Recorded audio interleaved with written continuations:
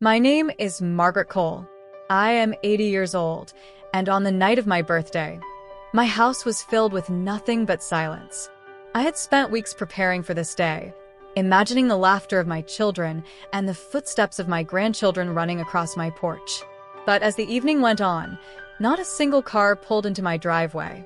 No one came. Not my son, not my daughter-in-law, not even my nieces and nephews. The candles on the cake burned low until they extinguished themselves in the darkness, leaving behind a smell of smoke and disappointment. The next morning, my heart sank further when I opened my phone and saw the photos. My daughter-in-law, Amanda, had posted a series of smiling family pictures from a luxury resort.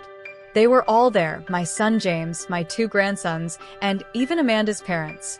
They were celebrating, laughing, clinking glasses under palm trees. They were supposed to be here with me, but instead, they were living it up somewhere far away. My hands trembled as I scrolled through the images, each one cutting deeper than the last. But then, something inside me shifted. I didn't cry. Not this time. Instead, I smiled, because they had no idea what was waiting for them. You see, 2 weeks before my birthday, my niece Sarah had reached out to me with a secret she'd been holding onto for months. She had taken a DNA test out of curiosity, and the results were unexpected.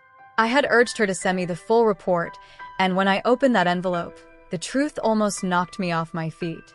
The DNA test not only revealed Sarah's biological roots, but exposed a family betrayal so deep it would shatter everything Amanda thought she controlled.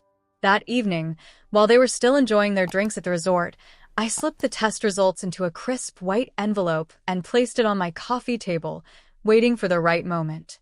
Because when they got home, I would be the one smiling. 2 days later, the sound of their car pulling into my driveway was almost satisfying. They walked in, all sun-kissed and smug, as if nothing had happened. Amanda barely looked at me. James mumbled a weak, "Hey, Mom," but I could see the guilt flicker in his eyes for a second before he looked away. My grandsons didn't even hug me. They were too busy tapping on their phones.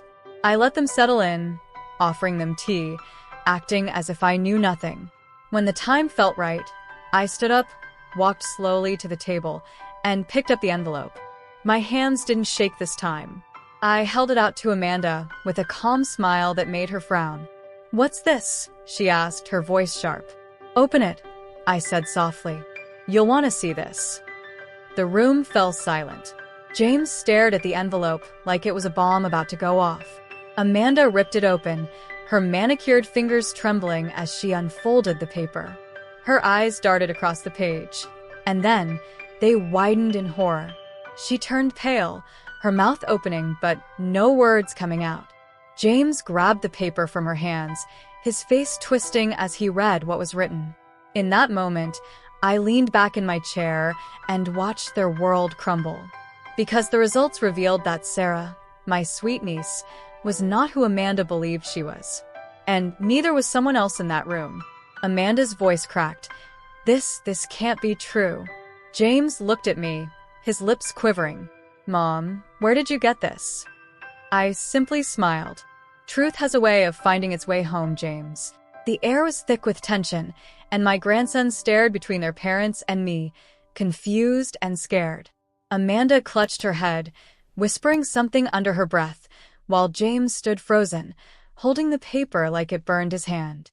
And just when Amanda took a shaky step toward me, ready to scream, I said calmly, "Sit down. There's more you need to hear." The room spun with fear and questions. They had no idea that this was only the beginning, and what I was about to say next would destroy the last bit of lies they were clinging to.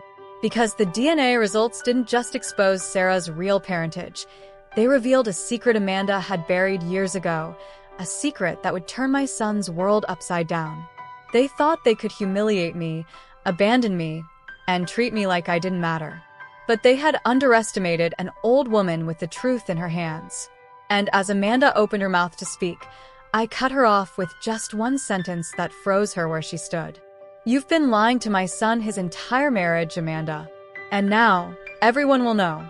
The silence that followed was deafening. Amanda's face drained of color, James staggered back, and my grandsons looked at their mother with wide, frightened eyes. What came next would shake the foundation of our family forever. What did the DNA reveal? And how will Amanda fight back now that the truth is out? You won't believe what happens. If this story has gripped you so far, don't forget to like, comment, and subscribe so you don't miss what happens next. Amanda's hand trembled as she clutched the paper, her eyes darting between me and James like a cornered animal. James's jaw tightened, his hands shaking as he tried to keep his voice steady. What is this supposed to mean, Mom?" he asked, his voice cracking halfway through. I leaned back in my chair, my heart beating steadily. I had rehearsed this moment countless times in my mind. "It means," I said slowly, "that the father you think Sarah has isn't her father at all. And the man listed in that report, well, James, it's someone very close to you." James's face turned red. No, this is insane." He turned toward Amanda, who was already sobbing quietly. "Tell me this isn't true, Amanda. Tell me this is a mistake." Amanda's lips trembled as tears streamed down her cheeks. She looked at him, but couldn't get the words out. That silence was louder than any confession. I placed my hands on the table and said with finality, "James, Sarah's biological father is not who Amanda claimed. The DNA doesn't lie. The man who fathered her is your best friend, Paul." The room erupted. James's scream of rage shook the walls. He punched the table so hard the teacups rattled and shattered on the floor. "You cheated on me with Paul," he roared, his voice filled with both pain and fury. Amanda fell to her knees, crying uncontrollably. "It was a mistake, James. It was years ago. It was one time. Please, you have to believe me." But James wasn't listening. He stormed toward the door, grabbing his coat, and slammed it shut behind him, leaving Amanda crumpled on the floor, wailing. My grandsons clung to each other, confusion etched on their young faces. I knelt beside them and whispered gently, "Boys, go upstairs for now." They obeyed without question, climbing the stairs as tears filled their eyes. Amanda looked up at me through her tears, her makeup smeared across her face. "Why would you do this? Why would you destroy us?" I stared at her coldly. "Destroy you? Amanda, you destroyed this family long before this paper came into my hands. You lied to my son for years. You laughed and celebrated while abandoning me on my birthday. Did you think your secrets would stay buried forever?" She shook her head violently. "You don't understand. Paul manipulated me. I didn't mean for it to happen. Sarah doesn't know. James doesn't know. I was going to take this to my grave." I stood tall, towering over her despite my age. "Well, Amanda, sometimes graves open themselves when the truth wants to come out." That night, James didn't come home. He called me around midnight, his voice trembling as he asked, "Mom, can I stay at your house for a while?" "Of course, son," I replied, my heart aching for him. Amanda, however, packed a bag and left the next morning, leaving only a note on the kitchen counter. "I need time. Don't call me." But I knew Amanda too well. This wasn't her admitting defeat. This was her planning her next move. Over the next few days, James stayed with me. He barely spoke, spending most of his time sitting in silence, staring out the window. My grandsons alternated between staying with him and going to school, but they were quieter than usual. They knew something was terribly wrong. And Amanda? She disappeared. No calls, no texts, nothing. But I knew she was out there, plotting, trying to figure out how to turn this around. One evening, as James sat at the dining table, he finally spoke. "Mom, I can't believe she did this to me. I trusted her. I built my life with her. How could she sleep next to me every night knowing the truth?" I reached over and held his hand. "Son, the truth hurts, but it also heals. You needed to know. You deserve better than lies." He looked at me, tears brimming in his eyes. "Thank you, Mom, for telling me. But I don't know what to do now. Sarah, she's innocent in all this. She loves me. I'm her dad in every way that matters." I nodded. "Yes, you are. And no test can take that away from you." Just as we shared that moment, the doorbell rang. James and I exchanged a glance. I opened the door, and there stood Amanda, her face hardened, her eyes cold. She wasn't crying anymore. She wasn't broken. She was angry. She stepped inside without asking, her heels clicking against the floor. "We need to talk," she said sharply. James stood, fists clenched. "There's nothing to talk about, Amanda."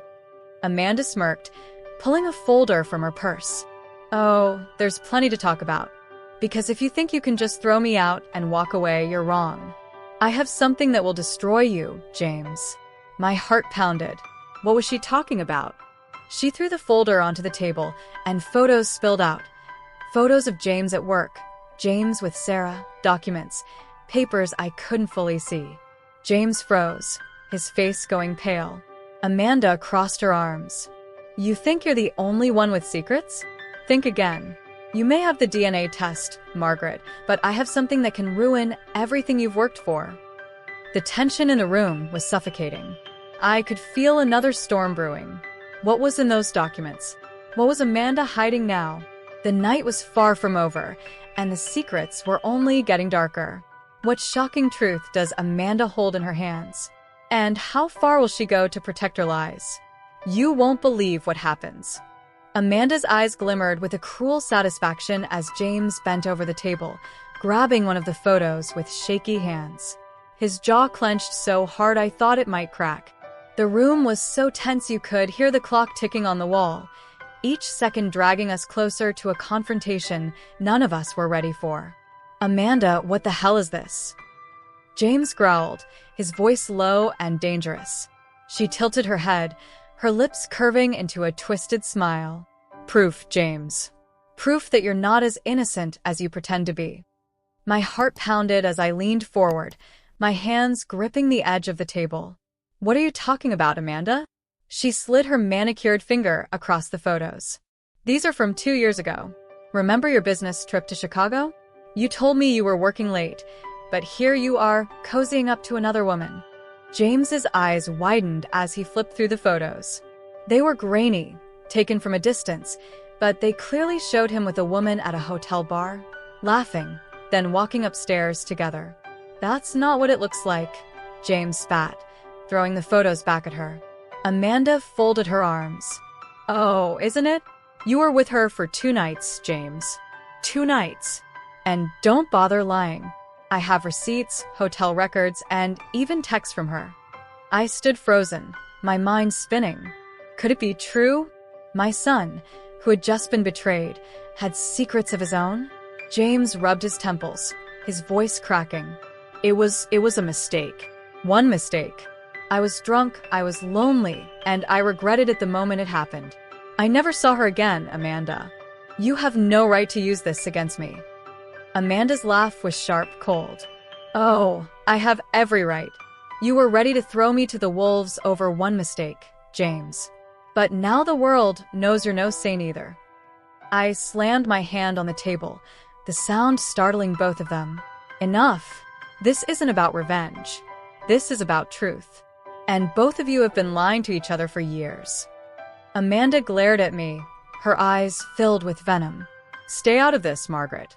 This is between me and my husband." I took a step closer, staring her down. "No, Amanda. This is about family. And as long as you're destroying mine, I will never stay out of it." James looked at me with tears in his eyes. "Mom, I don't know what to do. Everything is falling apart." I placed my hand on his shoulder. "Then let it fall, son. Sometimes things have to break before they can be rebuilt." Amanda smirked again, pulling another paper from the folder. "You think it ends here?" "Oh no, Margaret. You think you're so smart with that DNA test, but I have something bigger. Something that involves you." I froze. "Me?" Amanda's smile widened. "Yes. I know your secret too. And if you don't stay out of my marriage, I'll make sure everyone knows what you've been hiding all these years." The room went silent. My breath caught in my throat. What was she talking about? What secret could she possibly know? James turned to me, his eyes wide with fear. "Mom, what is she talking about?" Amanda leaned in, her voice dripping with malice. "Tell him, Margaret. Tell him the truth before I do. I felt my legs weaken. My hands trembled as I gripped the back of a chair for support. Amanda's eyes bored into mine, daring me to speak. James looked between us, confusion and fear written all over his face. The truth I had buried decades ago was clawing its way back to the surface, threatening to destroy everything. I had kept it hidden to protect my family, but now Amanda was using it as a weapon. James's voice cracked. Mom, what is she talking about? What secret?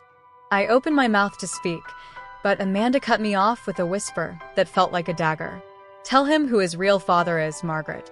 The words hung in the air like poison. James staggered back, his face draining of color. What did she just say? I felt my heart shatter. Tears filled my eyes. This was the secret I had sworn would die with me. Amanda crossed her arms, smiling in victory. That's right, James. Your mother isn't as innocent as she pretends. Tell him, Margaret. Tell him the man who raised him wasn't his real father. The room spun. James's breathing grew ragged, and he took a step back, shaking his head. Mom, is this true? I closed my eyes, tears streaming down my cheeks. Yes, James. It's true. He collapsed into a chair, burying his face in his hands. All my life was a lie? Amanda smirked. Now you know the truth. So tell me, Margaret, do you still think you're the righteous one here? I wiped my tears and stood tall, my voice steady despite the storm raging inside me. Yes, Amanda, because the truth, no matter how painful, is still the truth. And it will set us free. Amanda's smile faded. James looked up at me, his eyes filled with anger, hurt, and betrayal. The room felt like it was about to explode. And just when I thought things couldn't get worse, my phone buzzed on the table. I glanced at the screen and froze.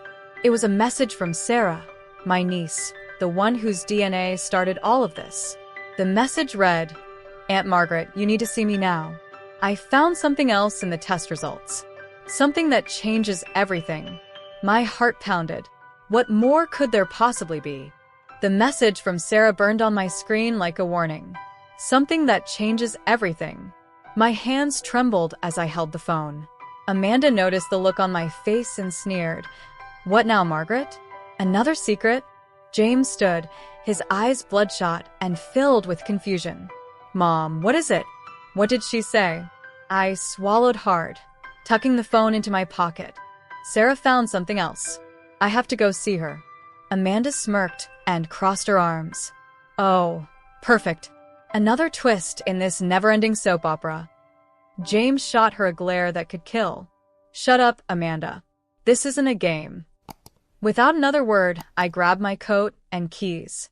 James followed me out to the car, his face pale but determined. I'm coming with you, he said firmly. I didn't argue. There were too many things he needed to hear. The drive to Sarah's apartment was quiet, the kind of silence that presses against your chest and makes it hard to breathe. James stared out the window, his knuckles white on his knees. I could feel his pain radiating like heat, and it broke my heart. When we arrived, Sarah opened the door almost immediately, her face pale and her eyes wide with fear. Aunt Margaret, Uncle James. Thank God you came. What is it, Sarah? I asked, my voice trembling. She motioned for us to sit. On the coffee table lay the DNA test papers, along with new documents I hadn't seen before. Sarah's hands shook as she handed them to me. I thought the first results were shocking, she said, but then I dug deeper, and I requested an extended analysis. Aunt Margaret, this isn't just about me. I unfolded the papers, my heart pounding louder with each word I read. The first page confirmed what we already knew. Sarah's biological father was not the man Amanda had claimed. But the second page, it was worse. James leaned in, his eyes scanning the paper. His face twisted in confusion. Wait, what? What is this saying? I looked up at him, my voice barely above a whisper. James, this says Sarah is not just your niece. She's your half-sister. The words hung heavy in the air. James blinked, shaking his head. No, that can't be. She's Amanda's niece. Sarah's voice cracked. That's what I thought too. But the test shows we share the same father. My biological father isn't Paul like we assumed. It's your father." James's face went white. He stumbled back, collapsing onto the couch. "My father? My dad? That's impossible. He's been dead for years." Tears filled my eyes. "It's true, James. Your father had an affair years before you were born. Sarah's mother was part of his life for a short time. That's why I recognized her name on the old papers." I knew. James's head snapped toward me. "You knew? You knew, and you never said anything?" My voice broke. "I kept it a secret because your father begged me to. He didn't want to break the family apart. I thought it was buried in the past. I never imagined it would come back like this." James clutched his head, his breathing ragged. "My niece is my sister. My wife slept with my best friend. My mother lied to me about my own father. What else? What else could possibly be left to ruin my life?" Sarah sobbed, covering her face. "I'm sorry, Uncle James. I didn't mean for this to come out like this." James stood suddenly, his face a mixture of rage and despair. "I need air." He stormed out the door, leaving Sarah crying and me shaking. I turned to Sarah and held her hands. "This isn't your fault, sweetheart. The truth hurts, but it had to come out." She sniffled, wiping her tears. "There's something else, Aunt Margaret." My heart dropped. "What do you mean?" Sarah hesitated, her voice barely audible. "When I went to the lab to pick up the extended report, they told me something strange. Someone had tried to access and alter my results. They said a woman came in claiming to be me, but when they asked for ID, she ran." My blood ran cold. "Amanda," I whispered. Sarah nodded slowly. "They checked the security cameras. It was her."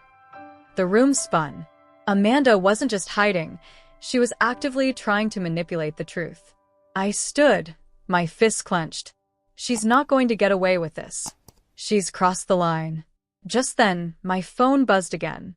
A new message. I opened it, and my heart nearly stopped. It was from an unknown number, and it read, "If you don't stop digging, Margaret, you'll regret it. Stay out of this, or you'll lose everything." Sarah gasped when she saw my face. "Who sent that?" I stared at the screen, my breath caught in my throat. "I don't know, but I have a feeling Amanda isn't working alone." At that moment, James re-entered, his face grim. "I'm not running from this anymore, Mom. Amanda's hiding something bigger, and I'm going to find out what it is." I nodded, my heart pounding. "We'll face this together." But just as we were about to leave, my phone rang. The voice on the other end made my blood freeze. "Margaret," the man said, his tone cold and threatening. "Stop digging. Or the next envelope you open won't have papers. It'll have something you love inside." I nearly dropped the phone. Sarah covered her mouth, terrified. James grabbed my arm. "Mom, who was that?" I looked into his eyes, my voice trembling. "Someone who wants to make sure the truth never comes out. And I fear this is only the beginning." The phone call echoed in my head all night, each word laced with menace. "Stop digging, or the next envelope you open won't have papers. It'll have something you love inside." I barely slept. Every creak of the house felt like someone lurking outside. Every shadow felt like a threat. By morning, James had already started making calls. His face was set, his eyes burning with a resolve I hadn't seen in years. "Mom, whoever is helping Amanda isn't going to scare us into silence," he said. "I've spoken to a private investigator. We're going to find out who's behind this." Sarah, pale and shaken, sat clutching her mug of tea. "Aunt Margaret, what if they're watching us right now?" That voice on the phone, he meant it. I placed my hand over hers. "We can't live in fear, Sarah. That's what they want." Just then, James's phone buzzed. He glanced at it, and his expression hardened. "It's from the investigator. He found something." We drove to a small office downtown where the investigator, a grizzled man named Tom, spread a series of photos across his desk. "I followed Amanda last night," he said. "She met with someone. Not Paul, not anyone from your family. Someone else." He slid the photos toward us. My breath caught when I saw them. Amanda was sitting at an outdoor cafe with a tall man in a dark coat. His face was partially obscured by a hat, but there was something familiar about his posture. James frowned. Who is that? Tom handed him another photo, this one clearer. His name is Victor Hale. He's a lawyer known for handling shady deals. He's been involved in several blackmail cases, but nothing has ever stuck to him legally. Your wife, James, is working with him. My stomach twisted. What could she possibly want from a man like that? Tom leaned back in his chair. My guess? She's planning to cover her tracks, maybe even turn the tables on you. This guy is dangerous. If he's involved, this isn't just about the affair or the DNA results anymore. It's about control. James clenched his fists. She thinks she can control me with lies and threats? She's wrong. We thanked Tom and left, but the air felt heavier, like danger was following us. When we returned home, there was an envelope waiting on the porch. No name, no address, just my name scrawled across the front in red ink. James grabbed it before I could. Mom, don't touch it. He carefully opened it, revealing a single photo inside. It was a picture of Sarah, taken from across the street as she walked home from work. On the back, written in the same red ink, were the words, "Next time, she won't make it home." Sarah gasped and collapsed into a chair, shaking. Oh my God, they're watching me. I pulled her into my arms, my heart racing. They won't touch you. Not while I'm alive. James stormed to the window, looking out into the street. This ends now. I'm going to confront Amanda and find out exactly what she's planning. That evening, James drove to Amanda's apartment. I insisted on going with him. The building loomed like a fortress, but James didn't hesitate. He banged on the door until Amanda opened it, her expression cool and calculating. Well, if it isn't my husband and his mommy, she said with a smirk. James shoved the threatening photo into her face. Was this you? Did you send this? Amanda glanced at it, her smirk never faltering. I have no idea what you're talking about. I stepped forward, my voice cold.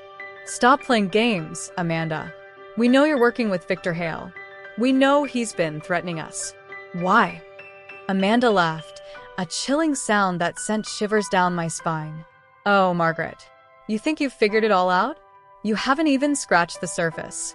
Victor isn't just helping me. He's protecting me. Protecting you from what? James snapped. Her smile faded, and for a brief moment, I saw fear in her eyes. From people far more dangerous than you can imagine. People who want the same thing I do, control of this family's wealth. James grabbed her arm. What are you talking about? Amanda yanked her arm away, her voice trembling now. Your father owed money to the wrong people, James. Before he died, he made deals with people who don't forgive debts. Victor works for them. They've been watching this family for years. My knees went weak. No, that can't be true. He never told me. Amanda stepped closer to me, her eyes cold again. He didn't tell you because he was trying to protect you. But now, the debt has come due. And if I don't play along, we all lose everything. James shook his head in disbelief. You're lying. You're just using this to scare us. Amanda leaned in, whispering, Then ask yourself, James, who do you think sent that picture of Sarah? Because it wasn't me. The room spun. If Amanda wasn't the one behind the threats, then who was? Before we could ask more, Amanda shoved a flash drive into James's hand. Everything you need to know is on there. But be careful. Once you see it, there's no going back. She slammed the door in our faces, leaving us standing in the hallway, our hearts pounding. Back at home, James plugged in the flash drive. The screen lit up with files, videos, documents, photos. The first video started playing, and what we saw made my blood run cold. It was a recording of my late husband meeting with Victor Hale years ago. His voice was shaky as he said, If anything happens to me, protect Margaret. They can't know about the account. The video ended abruptly, leaving us staring at the screen in stunned silence. James turned to me slowly. Mom, what account was he talking about? My lips trembled. I don't know. Sarah stepped forward, her voice shaking. Aunt Margaret, you do know. You're just afraid to say it. Tears filled my eyes. It's an offshore account. Your father hid millions there to protect this family. But if these people find it... James grabbed my hand. Then we have to find it first. Before I could answer, another video autoplayed. This one showed Victor Hale speaking directly to the camera. His chilling words froze my blood. Margaret, if you're watching this, you've gone too far. The next movie you make will decide whether your family lives or dies. The screen went black. Sarah whimpered. James slammed his fist on the table. And I knew there was no turning back. The past was crawling out of its grave, and it was coming for us all. That night, I barely slept. Every shadow on the wall felt alive. Every creak in the house sounded like footsteps. My son James sat at the kitchen table with his laptop, staring at the files from the flash drive over and over again. Sarah sat beside him, pale and trembling, clutching a blanket around her shoulders. When dawn came, James slammed the laptop shut. Mom, we can't keep waiting for them to make the next move. We have to get to that account before they do. I nodded slowly, my hands wrapped around a cup of cold coffee I hadn't even touched.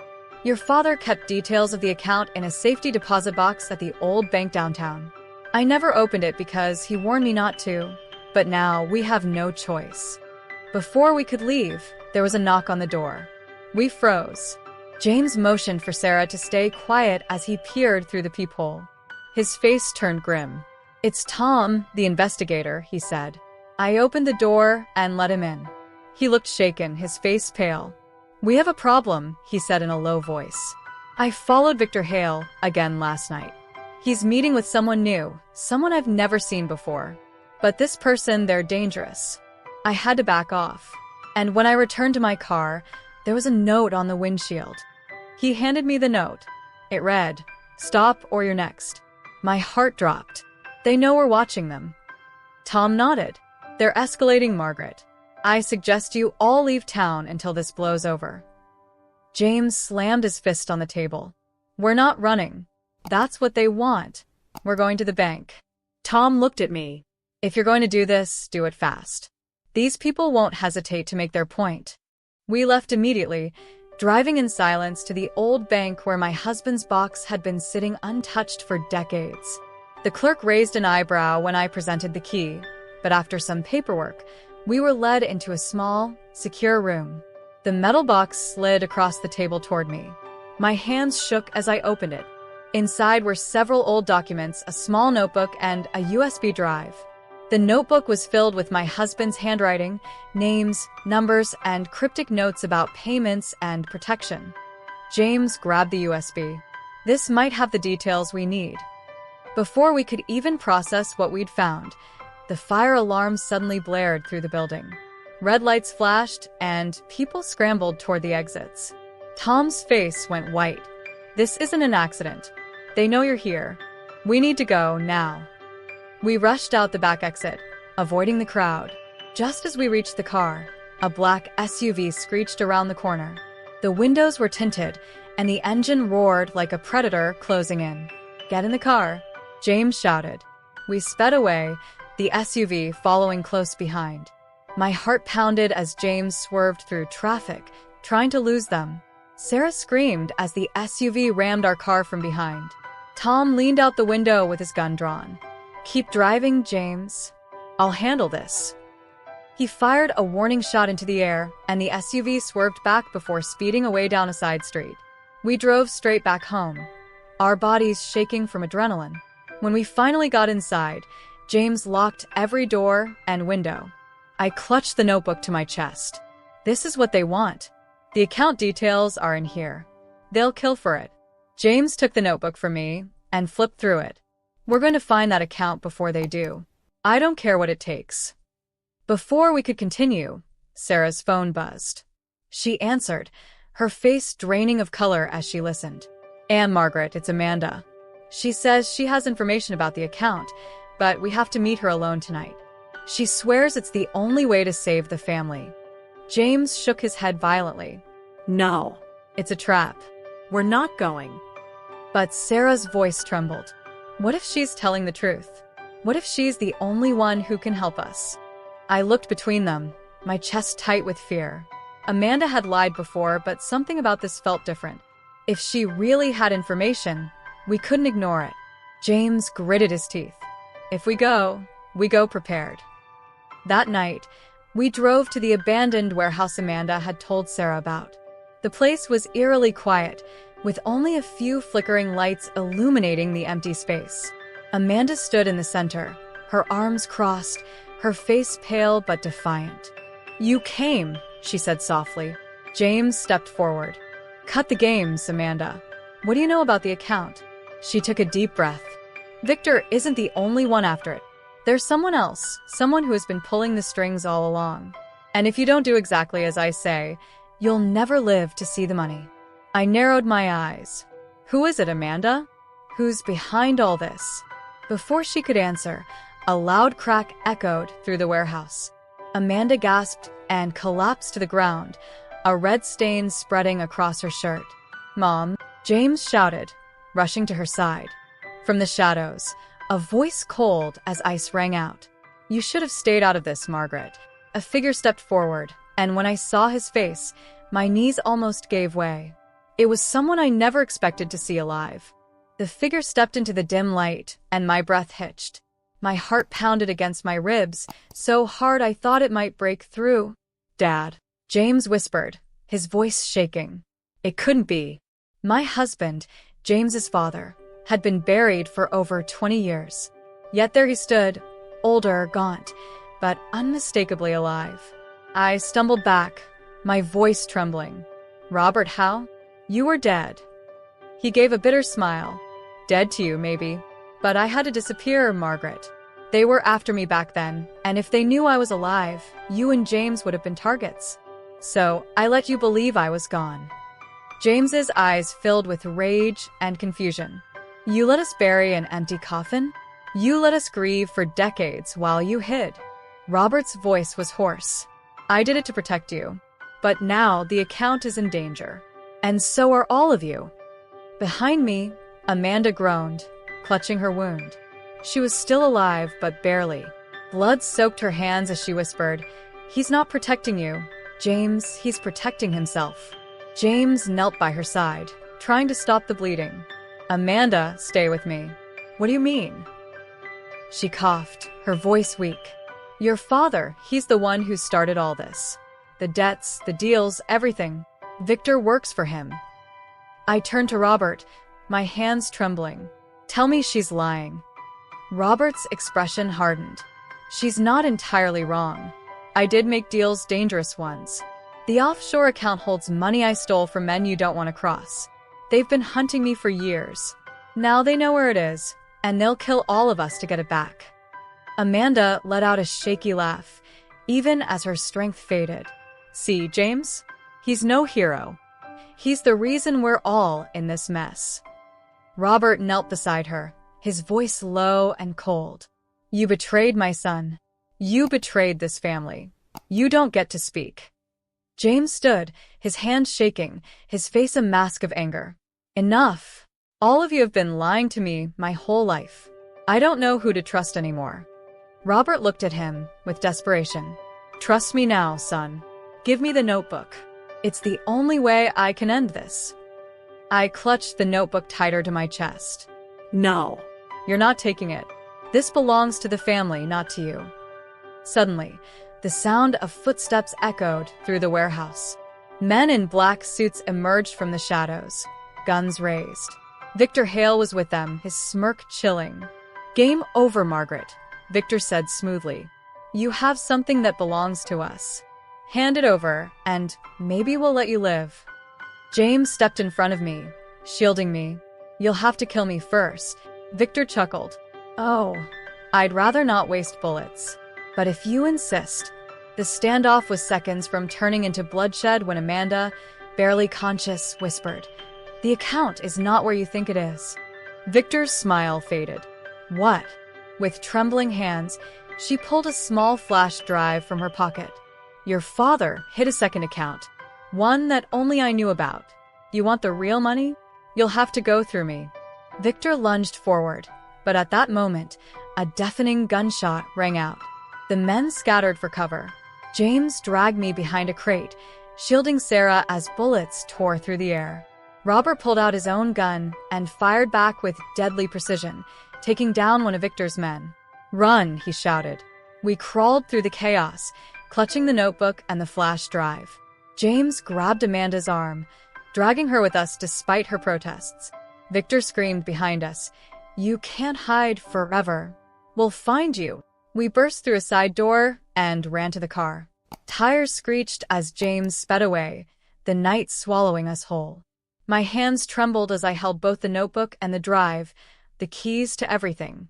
Amanda, barely conscious in the back seat, whispered, "They'll never stop until one of you is dead." I turned to Robert, who sat in silence, his gun still in his lap. "What's your plan, Robert? Are you going to keep running forever?" His eyes were cold. No. "I'm going to end this, once and for all. But it won't be pretty." James tightened his grip on the wheel. "Tell me what we're dealing with, Dad. Who are these people really?" Robert looked out the window, his voice a low growl. "They call themselves the Syndicate, and they don't forgive. They don't forget. They own everything, and they'll kill anyone who gets in their way. They already know where we are. The only way to survive is to strike first." Sarah's voice trembled. "Strike first? How?" They're everywhere." Robert turned to me, his eyes burning with determination. "That account, those millions can buy us leverage, but only if we use it before they do. Margaret, we have one chance to outsmart them. One chance to save this family." The car sped into the darkness, the city lights fading behind us. The road ahead was uncertain, but one thing was clear. There was no turning back now, because tomorrow, the first move in this deadly game would be ours. The night was endless as we drove far beyond the city, winding down deserted roads until the GPS signal vanished. Robert directed James with quiet precision, as if he had planned this route years ago. Sarah clung to me, trembling, while Amanda drifted in and out of consciousness in the back seat, mumbling incoherently about the account and Victor. Finally, we stopped at an old, abandoned farmhouse hidden by tall grass and rusting gates. Robert stepped out first, scanning the area before motioning us inside. The air smelled of dust and memories long buried. "This is where I prepared for the day they'd come for me," Robert said, his voice flat. "Everything we need to fight back is here." Inside, the house was empty except for a single wooden table stacked with papers, maps, and old weapons. James stared at the stash in shock. "You've been hiding out here all these years? Planning for this?" Robert nodded. "I knew the Syndicate would never stop. So I waited, gathered intel, and prepared for the moment I'd have to finish it." I stepped closer, my voice trembling. "Finish it how, Robert? With more lies? More blood?" He met my eyes, a shadow of the man I once loved. "With the truth, Margaret. The account isn't just money. It's evidence. Documents hidden within the account that can expose the Syndicate's entire operation. Politicians, businessmen, all of them. If we leak it, they fall." Sarah gasped. "Then why haven't you done it already?" "Because," Robert said, loading a gun, "I needed the notebook to access the final code. Without it, the files are useless." James slammed his fist on the table. "We have the notebook now. So, what's the plan?" Robert spread out the maps. "Victor Hale is hosting a meeting tomorrow night with the Syndicate heads. They'll finalize their move to seize the account. We're going to crash it. And when we do, we'll upload the files, expose them, and walk out free." Amanda stirred, coughing weakly. You think it's that simple?" She sat up slowly, pain etched on her face. "You don't know them, Robert. They won't just let you walk away." Robert glared at her. "You're alive because my son dragged you out of that warehouse. Don't test me." Amanda smirked despite her weakness. "You still need me. I'm the only one who knows the backdoor access to the second account." James turned to her sharply. "Why would we trust you after everything you've done?" Amanda leaned back against the wall, her face pale but her voice strong. "Because I hate Victor more than I hate you. He used me. He promised me protection, then left me to die when things got messy. If we're going to take them down, you'll need me. I narrowed my eyes. If you betray us again, Amanda, it'll be the last thing you do. She gave a bitter laugh. Trust me, Margaret. I'm done playing for the wrong side. The plan was set. We'd infiltrate the syndicate's meeting, use Amanda's access to override their security, and upload the files from Robert's drive. But as we went over the details, I couldn't shake the feeling that something was about to go horribly wrong. That night, sleep was impossible. I watched the stars through a cracked window, thinking of the life we had before lies and greed poisoned everything. Robert sat across the room cleaning his gun, his face grim. James paced, restless, while Sarah clung to the notebook like it was the only thing keeping her alive. At dawn, Robert spoke. Once we do this, there's no going back. They'll come at us with everything they have. Some of us might not make it out. James stepped forward, his voice firm. Then we make sure the ones who do carry the truth with them. As the sun set that evening, we arrived at the syndicate's secret location, a luxurious mansion on the outskirts of the city, heavily guarded. We dressed in dark clothes, moving like shadows through the trees. Robert led the way, signaling when to move. We slipped past the first line of guards, using Amanda's knowledge of the security system to disable cameras. Inside, the mansion was filled with men in suits, their faces cold and calculating. Victor stood at the head of a long table, speaking to the syndicate leaders. Tonight, the account will be ours, and anyone who stands in our way will be eliminated. Amanda pulled up her hood and whispered, "Now." While they're distracted, we crept toward the control room where the server was housed. James typed furiously, using the codes from the notebook, while Amanda entered the final override.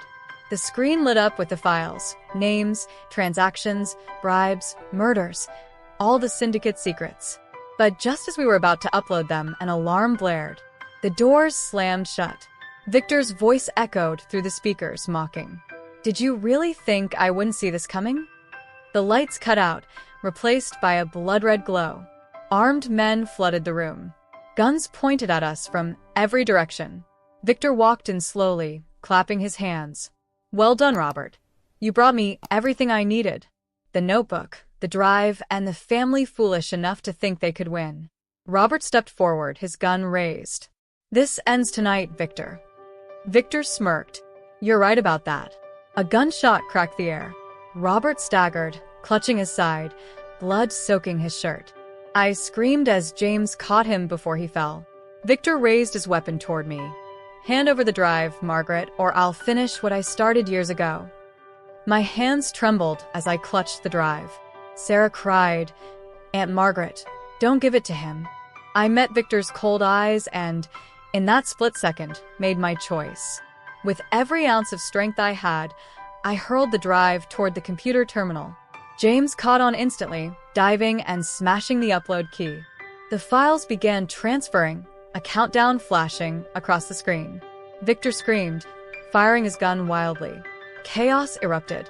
Guards rushed in, bullets flying, and the room became a storm of violence. Robert, despite his wound, grabbed a fallen guard's weapon and fired back, covering James and Sarah as they shielded the computer. The upload reached 90%, 95%, 98%. Victor lunged at me, fury in his eyes.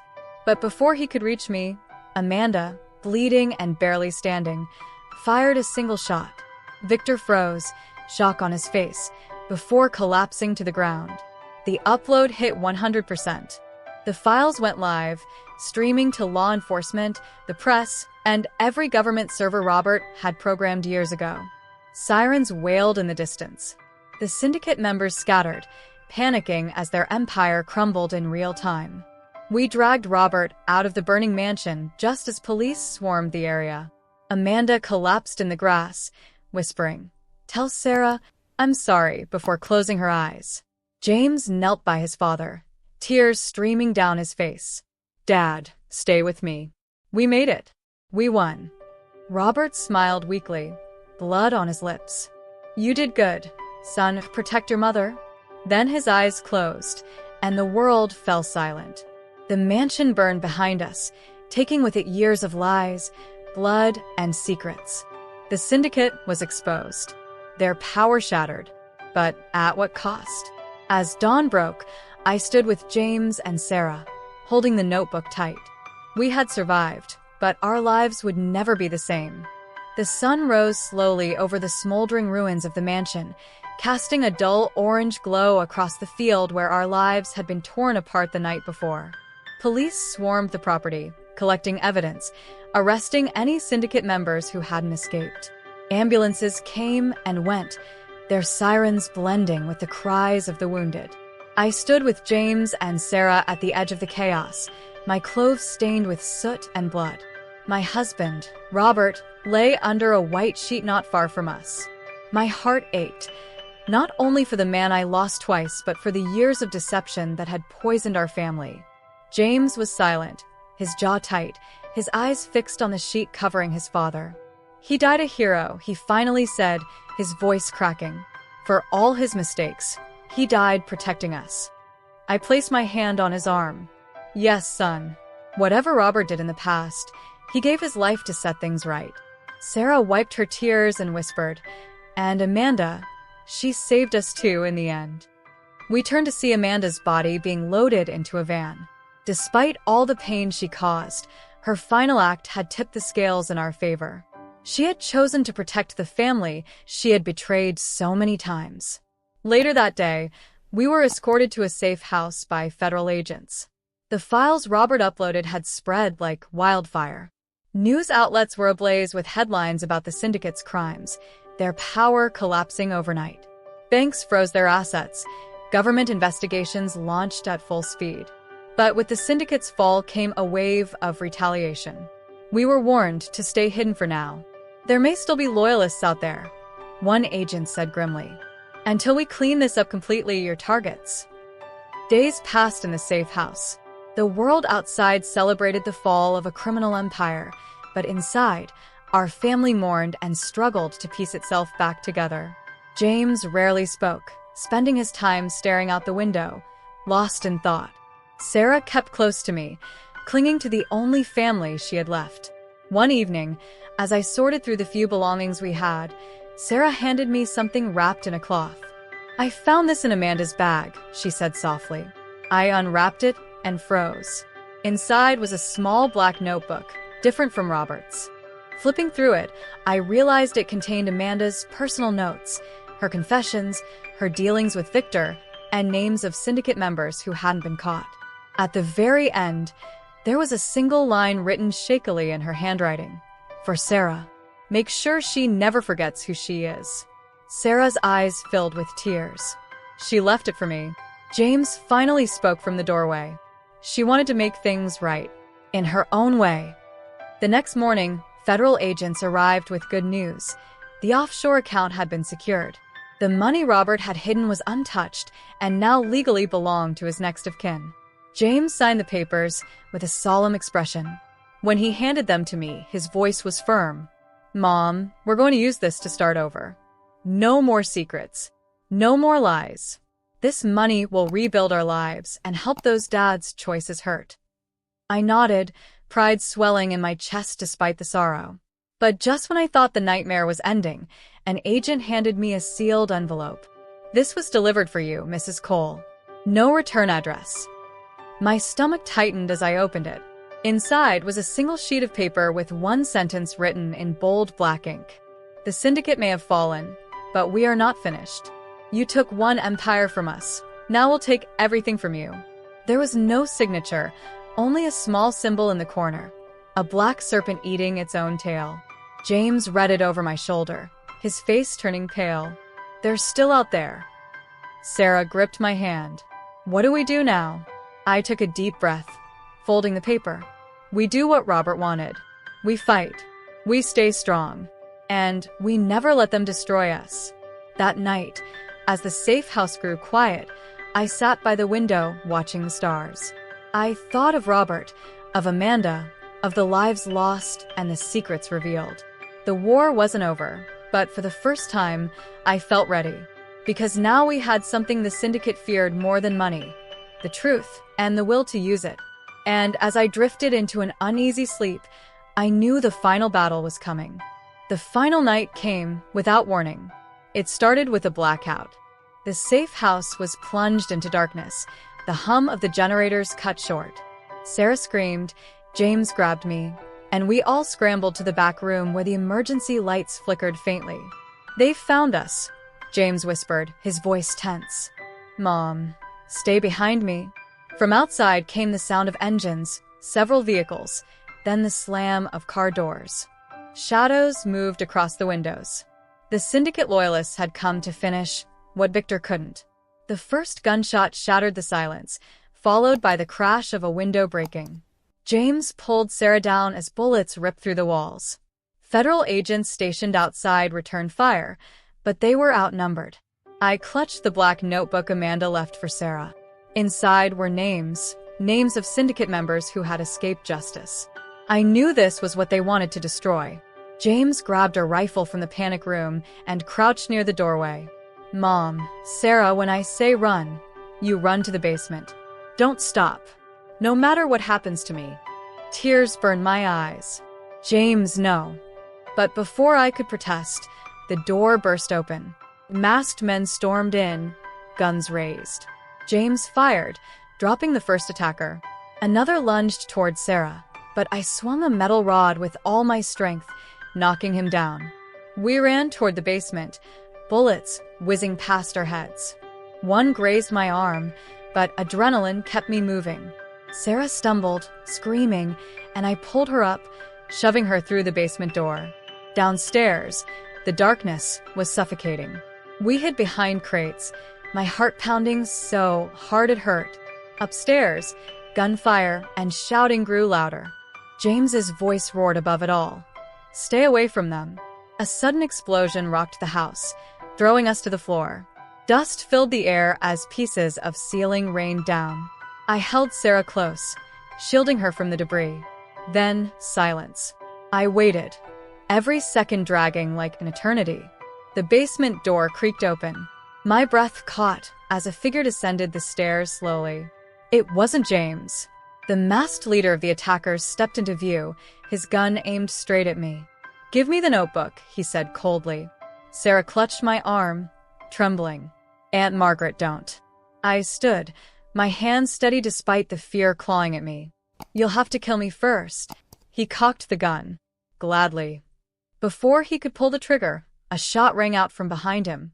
The leader staggered, collapsing to the floor. Behind him stood James, bloodied but alive, a smoking gun in his hand. He rushed to us, pulling us into his arms. "It's over. They're all down." Sirens wailed outside. Reinforcements had arrived. The remaining attackers were either dead or captured. The syndicate loyalists had failed. When the smoke cleared, agents escorted us out. The safe house was in ruins, but we were alive. In the days that followed, the government dismantled what remained of the syndicate. The serpent-marked threat never came again. The offshore funds were secured, and with them, we rebuilt not just our lives, but our strength as a family. James took control of the assets, using them to help victims of the syndicate's crimes. Sarah started a foundation in Amanda's name to support women escaping abusive situations. And me? I finally found peace. I planted a rose garden in our new home, each flower a reminder of those we lost, Robert, Amanda, and all the lives broken by greed and lies.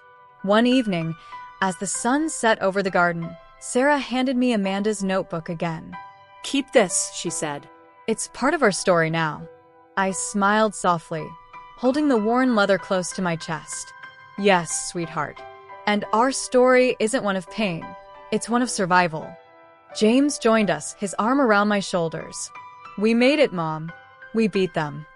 I looked up at the sky, the stars twinkling like the night Robert first left us. "Yes, son. And we'll keep beating whatever comes our way. Because truth always wins in the end." For the first time in years, I felt free. The syndicate was gone. The fear was gone. Only the truth remained, and with it, a future worth fighting for. And as I watched the night sky, I whispered to myself, "Robert, we did it. We're finally safe. This is the end of our story. But remember, dear listener, never underestimate the quiet strength of those you think are weak. Truth may hide in the shadows, but it always finds its way into the light. If this finale moved you, like, comment, and subscribe, because stories like this remind us all why we must never stop fighting for the truth.